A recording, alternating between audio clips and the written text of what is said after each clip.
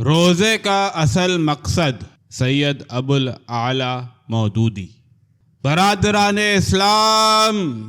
ہر کام جو انسان کرتا ہے اس میں دو چیزیں لازمی طور پر ہوا کرتی ہیں۔ ایک چیز تو وہ مقصد ہے جس کے لیے کام کیا جاتا ہے، اور دوسری چیز اس کام کی وہ خاص شکل ہے جو اس مقصد کو حاصل کرنے کے لیے اختیار کی جاتی ہے۔ مثلاً کھانا کھانے کے فعل کو لیجئے۔ کھانے سے آپ کا مقصد زندہ رہنا ہے اور جسم کی طاقت کو بحال رکھنا ہے۔ اس مقصد کو حاصل کرنے کی صورت یہ ہے کہ آپ نوالا بناتے ہیں، منہ میں لے جاتے ہیں، دانتوں سے چباتے ہیں اور حلق کے نیچے اتارتے ہیں۔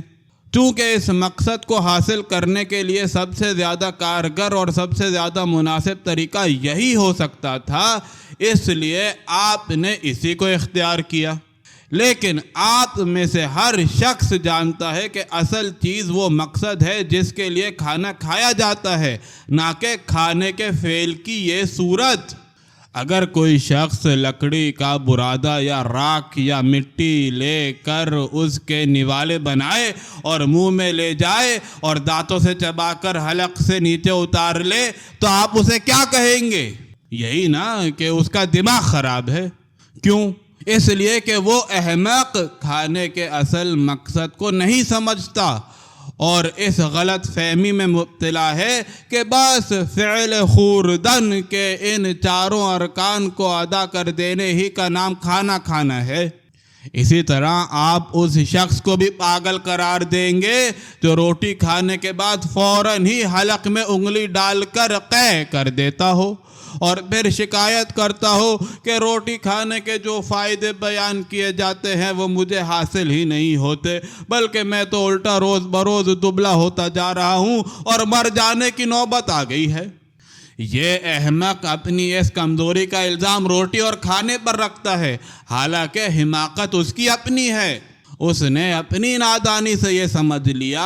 کہ کھانے کا فعل جتنا ارکان سے مرکب ہے، بس ان کو ادا کر دینے ہی سے زندگی کی طاقت حاصل ہو جاتی ہے۔ اس لیے اس نے سوچا کہ اب روٹی کا بوجھ اپنے معدے میں کیوں رکھو، کیوں نہ اسے نکال پھینکا جائے تاکہ پیٹ ہلکا ہو جائے۔ کھانے کے ارکان تو میں ادا کر ہی چکا ہوں۔ یہ احمقانہ خیال جو اس نے قائم کیا اور پھر اس کی پیروی کی، اس کی سزا بھی تو آخر اسی کو بھگتنی چاہیے۔ اس کو جاننا چاہیے تھا کہ جب تک روٹی پیٹ میں جا کر ہضم نہ ہو اور خون بن کر سارے جسم پر پھیل نہ جائے، اس وقت تک زندگی کی طاقت حاصل نہیں ہو سکتی۔ کھانے کے ظاہری ارکان بھی اگرچہ ضروری ہیں، کیونکہ ان کے بغیر روٹی معدے تک نہیں پہنچ سکتی، مگر محض ان ظاہری ارکان کے ادا کر دینے سے کام نہیں چل سکتا۔ ان ارکان میں کوئی جادو بھرا ہوا نہیں ہے کہ انہیں ادا کرنے سے بس طلسماتی طریقے سے آدمی کی رگوں میں خون دوڑنے لگے گا۔ خون پیدا کرنے کے لیے تو اللہ نے جو قانون بنایا ہے اسی کے مطابق وہ پیدا ہوگا۔ اس کو توڑو گے تو اپنے آپ کو خود ہلاک کرو گے۔ یہ مثال جو اس تفصیل کے ساتھ میں نے آپ کے سامنے بیان کی ہے، اس پر آپ غور کریں تو آپ کی سمجھ میں آ سکتا ہے کہ آج آپ کی عبادتیں کیوں بے اثر ہو گئی ہیں۔ جیسا کہ میں پہلے بھی آپ سے بارہا بیان کر چکا ہوں، سب سے بڑی غلطی یہی ہے کہ آپ نے نماز روزے کے ارکان اور ان کی ظاہری صورتوں ہی کو اصل عبادت سمجھ رکھا ہے، اور آپ اس خیال خام میں مبتلا ہو گئے ہیں کہ جس نے یہ ارکان پوری طرح ادا کر دیے اس نے بس اللہ کی عبادت کر دی۔ آپ کی مثال اسی شخص کی سی ہے جو کھانے کے چاروں ارکان یعنی نوالا بنانا، منہ میں رکھنا، چبانا، حلق سے نیچے اتار دینا، بس انہی چاروں کے مجموعے کو کھانا سمجھتا ہے اور یہ خیال کرتا ہے کہ جس نے یہ چار ارکان ادا کر دیے اس نے کھانا کھا لیا اور کھانے کے فائدے اس کو حاصل ہونے چاہیے، خواہ اس نے ان ارکان کے ساتھ مٹی اور پتھر اپنے پیٹ میں اتارے ہوں یا روٹی کھا کر فوراً قے کر دی ہو۔ اگر حقیقت میں آپ لوگ اس حماقت میں مبتلا نہیں ہو گئے ہیں تو مجھے بتائیے یہ کیا ماجرا ہے کہ جو روزے دار صبح سے شام تک اللہ کی عبادت میں مشغول ہوتا ہے وہ عین اس عبادت کی حالت میں جھوٹ کیسے بولتا ہے، غیبت کس طرح کرتا ہے، بات بات پر لڑتا کیوں ہے، اس کی زبان سے گالیاں کیوں نکلتی ہیں، وہ لوگوں کا حق کیسے مار کھاتا ہے، حرام کھانے اور حرام کھلانے کے کام کس طرح کر لیتا ہے، اور پھر یہ سب کام کر کے بھی اپنے نزدیک یہ کیسے سمجھتا ہے کہ میں نے خدا کی عبادت کی ہے۔ کیا اس کی مثال اس شخص کسی نہیں ہے جو راکھ اور مٹی کھاتا ہے اور محض کھانے کے 4 ارکان ادا کر دینے کو سمجھتا ہے کہ کھانا اس کو کہتے ہیں۔ پھر مجھے بتائیے یہ کیا ماجرا ہے کہ رمضان بھر میں تقریباً 360 گھنٹے خدا کی عبادت کرنے کے بعد جب آپ فارغ ہوتے ہیں تو اس پوری عبادت کے تمام اثرات شوال کی پہلی تاریخ ہی کو کافور ہو جاتے ہیں۔ ہندو اپنے تہواروں میں جو کچھ کرتے ہیں وہی سب آپ عید کے زمانے میں کرتے ہیں۔ حد یہ ہے کہ شہروں میں تو عید کے روز بدکاری اور شراب نوشی اور قمار بازی تک ہوتی ہے، اور بعض ظالم تو میں نے ایسے دیکھے ہیں جو رمضان کے زمانے میں دن کو روزہ رکھتے ہیں اور رات کو شراب پیتے اور زنا کرتے ہیں۔ عام مسلمان خدا کے فضل سے اس قدر بگڑے ہوئے تو نہیں ہیں، مگر رمضان ختم ہونے کے بعد آپ میں سے کتنے ایسے ہیں جن کے اندر عید کے دوسرے دن بھی تقوی اور پرہیزگاری کا کوئی اثر باقی رہ جاتا ہو؟ خدا کے قوانین کی خلاف ورزی میں کون سی کسر اٹھا رکھی جاتی ہے؟ نیک کاموں میں کتنا حصہ لیا جاتا ہے اور نفسانیت میں کیا کمی آ جاتی ہے؟ سوچئے اور غور کیجئے کہ اس کی وجہ آخر کیا ہے۔ میں آپ کو یقین دلاتا ہوں اس کی وجہ صرف یہ ہے کہ آپ کے ذہن میں عبادت کا مفہوم اور مطلب ہی غلط ہو گیا ہے۔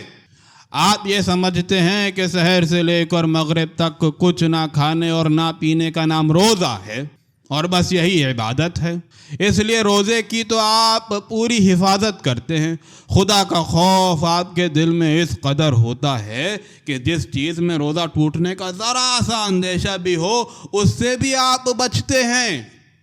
اگر جان پر بھی بن جائے تب بھی آپ کو روزہ توڑنے میں تأمل ہوتا ہے، لیکن آپ یہ نہیں جانتے کہ یہ بھوکا پیاسا رہنا اصل عبادت نہیں بلکہ عبادت کی صورت ہے، اور یہ صورت مقرر کرنے سے مقصود یہ ہے کہ آپ کے اندر خدا کا خوف اور خدا کی محبت پیدا ہو، اور آپ کے اندر اتنی طاقت پیدا ہو جائے کہ جس چیز میں دنیا بھر کے فائدے ہوں مگر خدا ناراض ہوتا ہو اس سے اپنے نفس پر جبر کر کے بچ سکے، اور جس چیز میں ہر طرح کے خطرات اور نقصانات ہوں مگر خدا اس سے خوش ہوتا ہو اس پر آپ اپنے نفس کو مجبور کر کے آمادہ کر سکیں۔ یہ طاقت اسی طرح پیدا ہو سکتی تھی کہ آپ روزے کے مقصد کو سمجھتے اور مہینہ بھر تک آپ نے خدا کے خوف اور خدا کی محبت میں اپنے نفس کو خواہشات سے روکنے اور خدا کی رضا کے مطابق چلانے کی جو مشق کی ہے اس سے کام لیتے،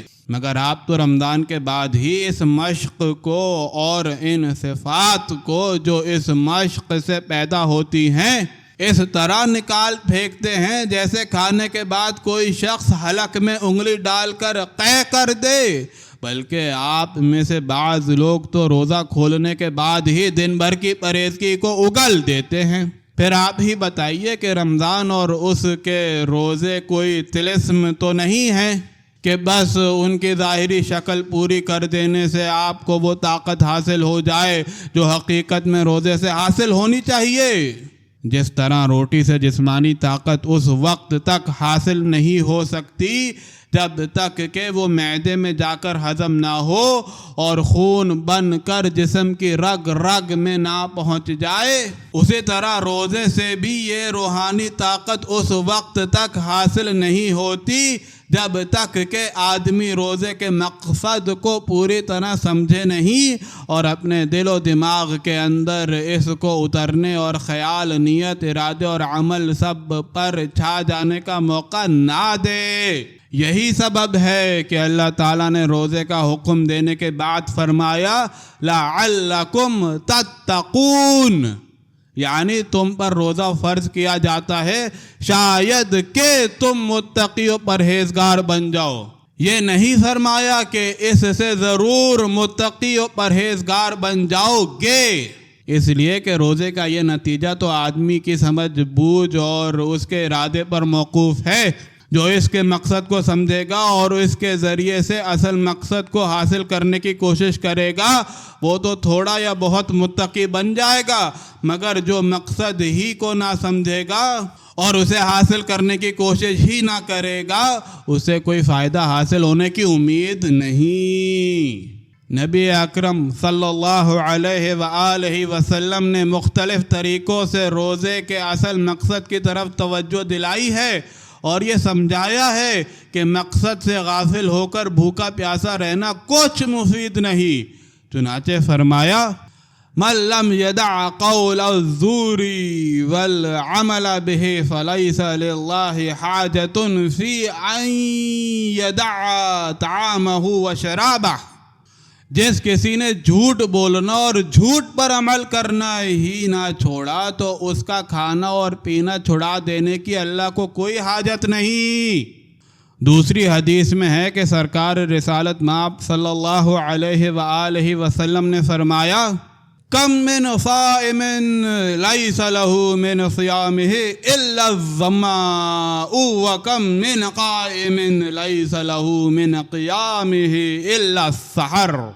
بہت سے روزہ دار ایسے ہیں کہ روزے سے بھوک پیاس کے سوا ان کے پلے کچھ نہیں پڑتا، اور بہت سے راتوں کو کھڑے رہنے والے ایسے ہیں کہ اس قیام سے رت جگے کے سوا ان کے پلے کچھ نہیں پڑتا۔ ان دونوں حدیثوں کا مطلب بالکل صاف ہے۔ ان سے صاف طور پر معلوم ہوتا ہے کہ محض بھوکا اور پیاسا رہنا عبادت نہیں ہے، بلکہ اصل عبادت کا ذریعہ ہے، اور اصل عبادت ہے خوف خدا کی وجہ سے خدا کے قانون کی خلاف ورزی نہ کرنا اور محبت الہی کی بنا پر ہر اس کام کے لیے شوق سے لپکنا جس میں محبوب کی خوشنودی ہو، اور نفسانیت سے بچنا جہاں تک بھی ممکن ہو۔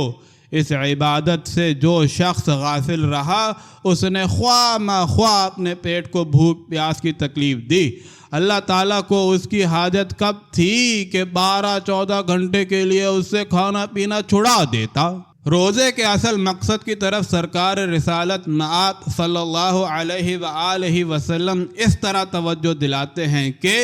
من صام رمضان ایمانا واحتسابا غفر له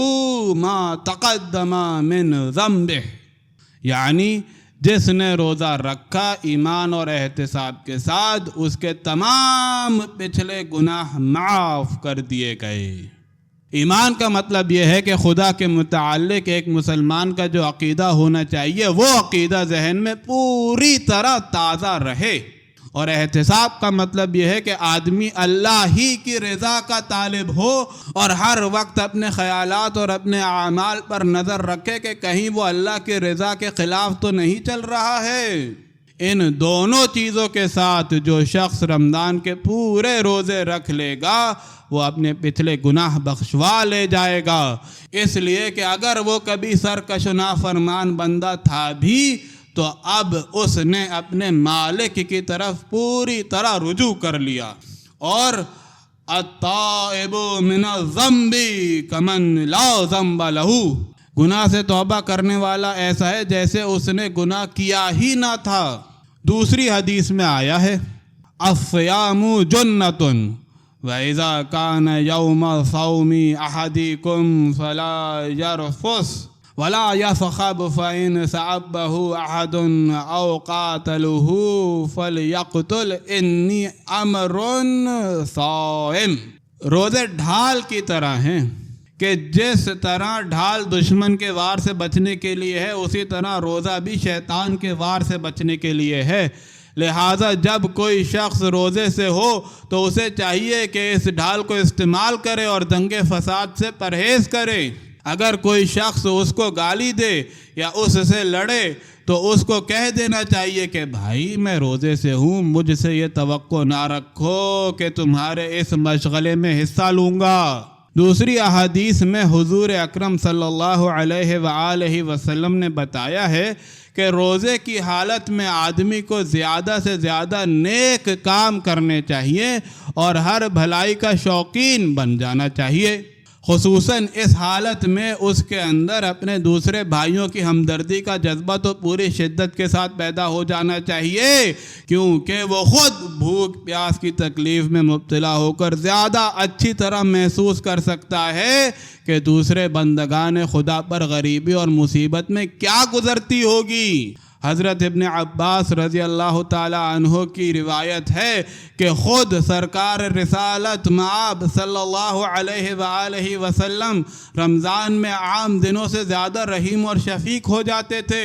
کوئی سائل اس زمانے میں حضور اکرم صلی اللہ علیہ وآلہ وسلم کے دروازے سے خالی نہ جاتا تھا اور کوئی قیدی اس زمانے میں قید نہ رہتا تھا۔ ایک حدیث میں آیا ہے کہ حضور اکرم صلی اللہ علیہ وآلہ وسلم نے فرمایا، من فطر فیہ صائما کان لہ مغفرۃ لذنوبہ وعتق رقبتہ من النار وکان لہ مثل اجرہ من غیر ان ینتقص من اجرہ شیء۔ جس نے رمضان میں کسی روزے دار کو افطار کرایا تو اس کے گناہوں کی بخشش کا اور اس کی گردن کو آگ سے چھڑانے کا ذریعہ ہوگا، اور اس کو اتنا ہی ثواب ملے گا جتنا اس روزے دار کو روزہ رکھنے کا ثواب ملے گا، بغیر اس کے کہ روزہ دار کے اجر میں کوئی کمی ہو۔